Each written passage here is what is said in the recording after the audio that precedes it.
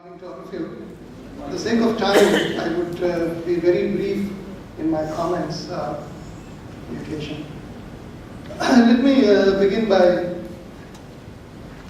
saying a few words about the Institute. I clearly may be somewhat biased in my views about the Institute because I have been with the Institute for 34 years. I have seen the Institute as a student, as a member of the faculty, and then as director. So it's very hard not to be biased when you have spent the best part of your life with an organization.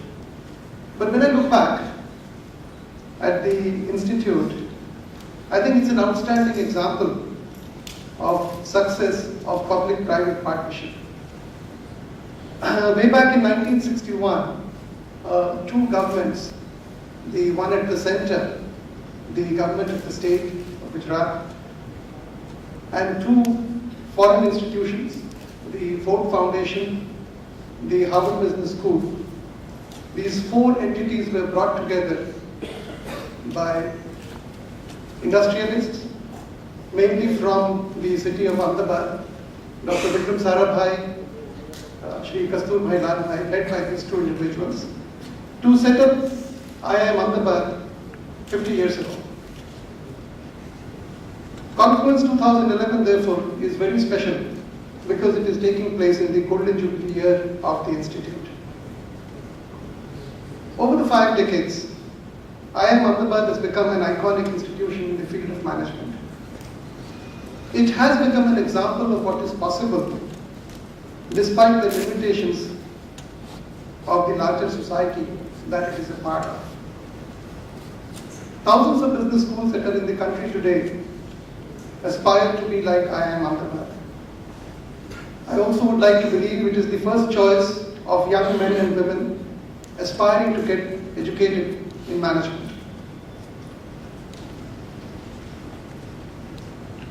The Institute today is perhaps the only management school from India that is globally recognized. It is accredited by EQUIS for the quality of its academic processes and programs. It has been consistently ranked in the top 100 by Economist in the global ranking of global schools. The Economist also has described IIM Ahmedabad as the most difficult business school to get into in the world. The Financial Times rankings of postgraduate programs, academic programs, has ranked the 2-year postgraduate program of the Institute at number 7 and the 1-year postgraduate program for executives at number 11 among comparable academic programs globally. So by all accounts, the Institute has done very well since inception in 1961.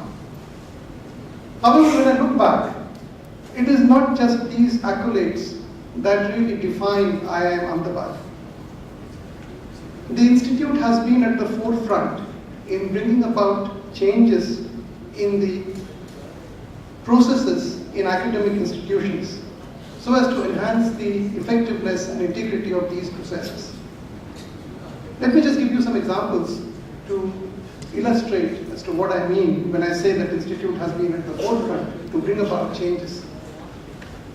The Institute took the responsibility and led the efforts to convert the common admissions test into a computerized test, thereby removing several debilities of the erstwhile paper pencil-based testing for admission to IIMs and other institutions in the country.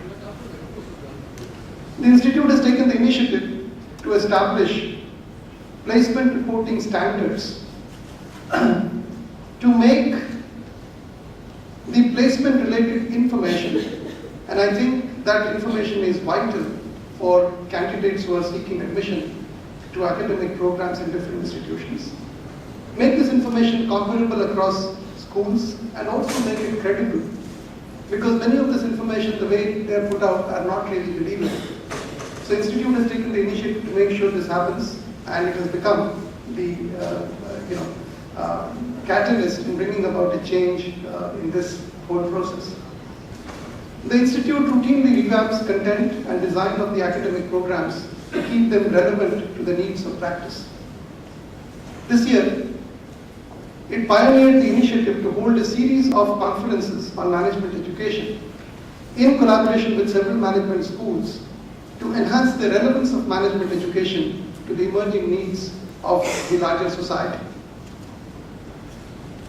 So when I look back, this is what really sets the Institute apart from the other business schools. It has always believed in change, and it has always believed in change that is needed, not just for a small section of the society, but for the larger society. The theme of Confluence 2011, fostering change, championing excellence, is in line with the underlying philosophy of the mission of the Institute. The Institute has pursued a mission which really is based on the same philosophy.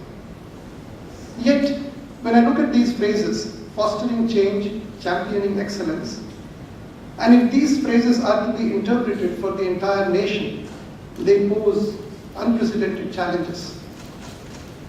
The major issue that faces the nation is not just the tremendous disparity that exists across its people in terms of access to even the basic essentials of life, but the fact that the mindset of a significant majority of its people continues to be rooted in obscurantist ideas and beliefs that have no relevance for dealing with the issues facing society today.